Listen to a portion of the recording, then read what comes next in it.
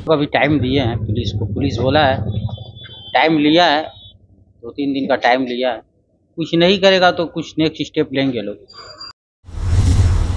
বুধবার সকালে চোখের সামনে দুষ্কৃতীরা খুন করে ভাটপাড়া তৃণমূল নেতা অশোক সাউকে।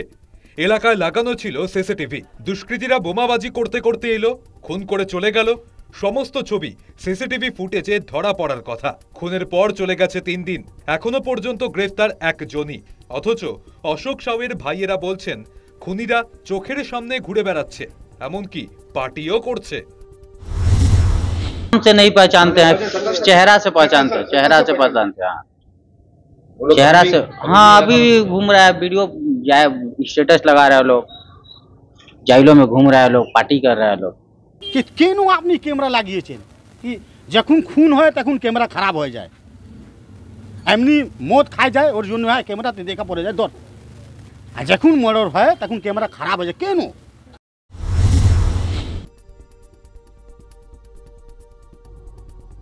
3 দিন পরেও কোনো রকম সমাধান না মেলায় পুলিশি তদন্তে ভরসা হারিয়েছে পরিবার। এখনো এনআইএ তদন্তের দাবি করছেন নিহত অশোকের ভাই। राज्यपाल के पास जाएंगे लोग, एनआईए करेंगे लोग, जहाँ से हमको सुविधा मिलेगा मुजरिम को पकड़ने के लिए। सजा तो दिलाना होगा, भाई को मेरा मारा है तो उसके लिए तो सजा दिलाना होगा। স্বরাষ্ট্রমন্ত্রী অমিত শাহর দ্বারস্থ হওয়ার চিন্তা করছে পরিবার। অমিত শাহর সঙ্গে সঙ্গে রাজ্যপালের কাছেও যাওয়ার ভাবনা পরিবারের। অমিত শাহ কাছে, গৃহমন্ত্রীর কাছে, আর আমি রাজ্যপাল কাছে যাব। আমি পরিবারের দাবিকে সমর্থন করেছেন অর্জুন সিংহ। এই যে কৌশর আলী বলে যে ছেলেটা ধরা পড়েছে, সে কৌশর আলী তো 2 দিন আগে ওকে ধমক দিয়েছে ওকে গুলি মেরে দেবো। এরা থানায় গেছিল, অ্যারেস্ট হয় কি ভাই তোমরা রেডি থাকো, কোর্টে মুভ করতে হবে।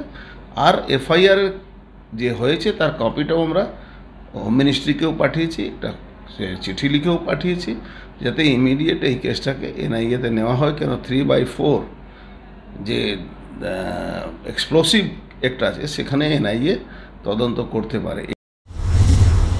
আরজিকরের ঘটনার উদাহরণ টেনে স্থানীয় বিধায়ক সোমনাথ শ্যাম পুলিশের প্রশংসাই করছেন। সময় দিলে পুলিশই ধরবে। এনআইএ নিয়ে পরিবারকে কেউ ভুল বোঝাচ্ছে দাবি বিধায়কের। যে এনআইএ, সিবিআই, ইডি এগুলো হচ্ছে বিজেপির এজেন্সি, এরা হচ্ছে তাদের দলদাস, যা বলে তাই করে। এরা হচ্ছে তাদের এখন সে ব্রাঞ্চ অফিস হয় না, সে ব্রাঞ্চ অফিসের মতন কাজ করছে। তো কেউ না কেউ তাদের এগুলো বোঝাচ্ছে, ভুল বোঝানো হচ্ছে।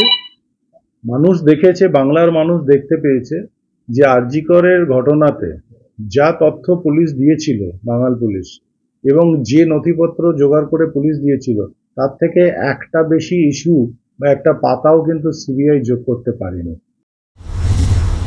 প্রথম দিনই অশোকের স্ত্রী অভিযোগ করেছিলেন তৃণমূল নেতাকে খুন করেছে তৃণমূলই। বুধবারও অভিযোগ উঠল দুষ্কৃতীরা দলেই রয়েছে।